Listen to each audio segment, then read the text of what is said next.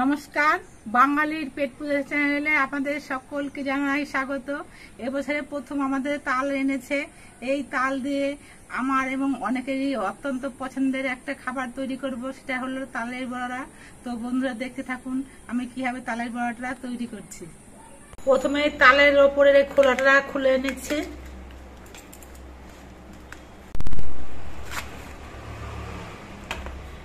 এবার গোটা তালটা ধুয়ে নেব।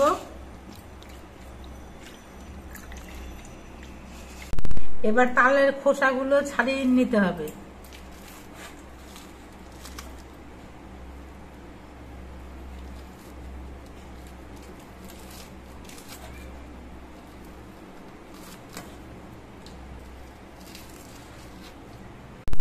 তালের গায়ের সব খোসাগুলো ছাড়িয়ে নিয়েছি।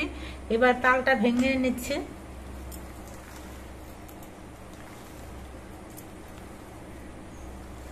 আটিগুলো আলাদা করে নিতে হবে। এবার এই আটিগুলোর মধ্যে অল্প একটু জল ছিটিয়ে নিচ্ছি। এবার আটিগুলো একটুখানি নরম করে নিতে হবে।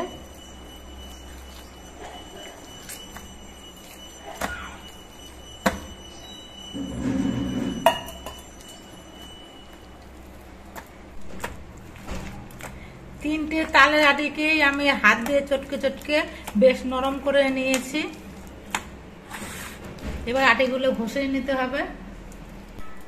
আমাদের বাঁশের তৈরি একটা তাল ঘষনি আছে। এই তাল ঘষনিটা দিয়ে আমরা তাল ঘষি।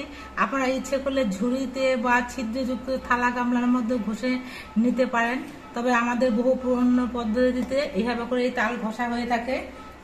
আমাদের এক বছর এটা যত্ন করে রেখে দেওয়া হয়। এক বছর পর এই তাল ঘষার সময় এই ঘষনিটা বের করে নিয়ে তাল ঘষা হয়। আমাদের কাছে এইভাবে তাল ঘষতে কিন্তু সুবিধে মনে হয়। বেশ অনেকটা তালের গোলা একসঙ্গে করে পড়ে আর খুব তাড়াতাড়ি করে ঘষা হয়ে যায়।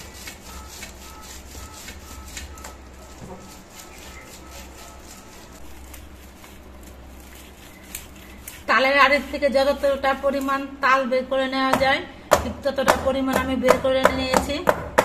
এই দেখুন অনেকটা তাল হয়েছে। তালের আটির মধ্যে এখনো অল্প অল্প তাল লেগে আছে। আমরা যখন ছোট ছিলাম তখন তো আমরা দামি দামি ক্যাডবেরি চকলেট এগুলো পেতাম না। আমরা এই তালের আটিগুলো বেশ চুষে চুষে খেয়ে নিয়ে পরিষ্কার করে ফেলতাম।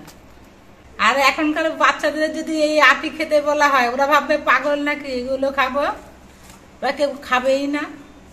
এই তালগুলোর মধ্যে কিন্তু অনেক আঁশ রয়েছে। খাওয়ার সময় যদি এই আঁশগুলো মুখে পড়ে তাহলে কিন্তু খেতে ভালো লাগবে না। তার জন্য আমি একটা মশারির কাপড় নিয়েছি। এই মশারির কাপড় দিয়ে আমি তালটা ছেঁকে নিচ্ছি।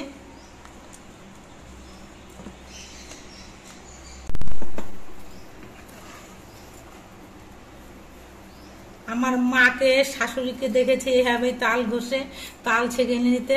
আমিও ঠিক একইভাবে তাল ঘষে তালগুলো ছেঁকে নিই।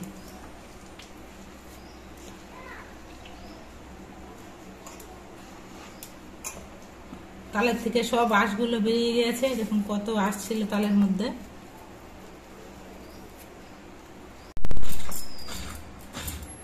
তালের বড়ার মধ্যে কিন্তু একটু নারকেল কোড়া দিলে বড়াটা খেতে বেশি টেস্ট হয়।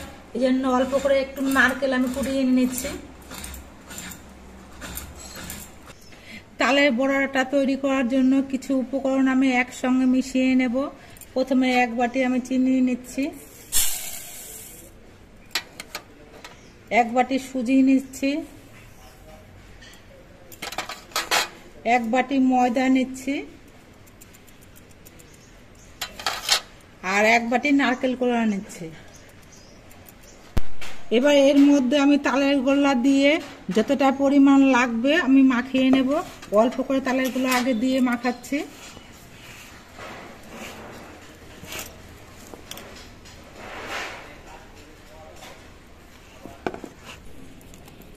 সব কিছু দিয়ে কিছুক্ষণ মাখিয়ে নিয়েছি।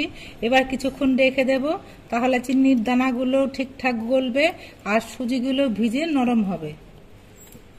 আমি 15 থেকে 20 মিনিটের মতো তালের মিশ্রণটা ঢেকে রেখেছিলাম। এবার মিশ্রণটা আর একবার মাখিয়ে নিচ্ছি। চিনির দানাগুলো সব গলে গেছে আর মিশ্রণটা একটু নরম নরম হয়েছে। এবার গ্যাসে একটা কড়াই বসিয়ে দিয়েছি, কড়াইটা বেশ ভালো মতো গরম করে নিয়েছি। এবার এর মধ্যে সাদা তেল দিচ্ছি, সাদা তেল দিয়ে তালের বড়াগুলো ভাজবো। কড়াইয়ের তেলটা বেশ ভালো মতো গরম করে নিয়েছি। এবার ফ্লেমটা একটু কমিয়ে দিয়েছি। এবার বড়াগুলো ভেজে নিচ্ছি।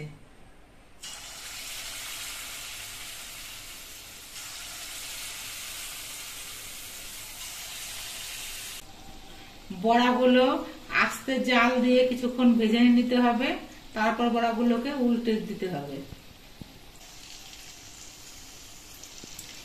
বড়াগুলোর এক পিঠ কিছুক্ষণ ভাজা হয়ে যাওয়ার পর এবার বড়াগুলো উল্টে দিচ্ছি।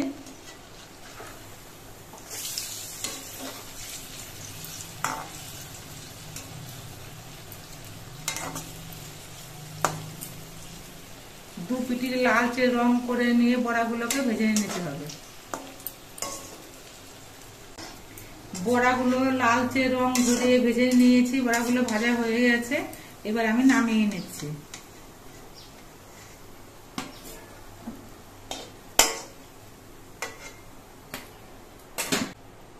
আবারও আমি কিছু বড়া ভেজে নিচ্ছি। একইভাবে আমি সবগুলো বড়াই ভেজে নেব।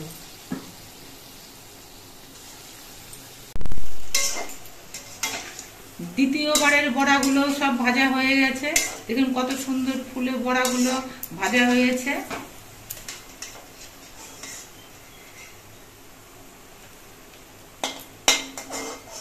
বড়াগুলো কিন্তু ফুলে অনেকটাই বড় হয়েছে।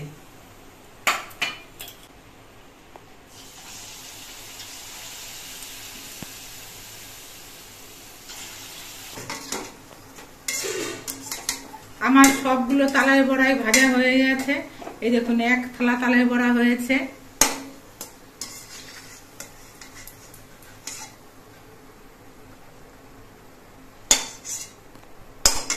আপনারা দেখতে পেলেন আমি কিভাবে তালের বড়াটা তৈরি করলাম। এই সময় অনেক তাল পাওয়া যাচ্ছে বাজারে।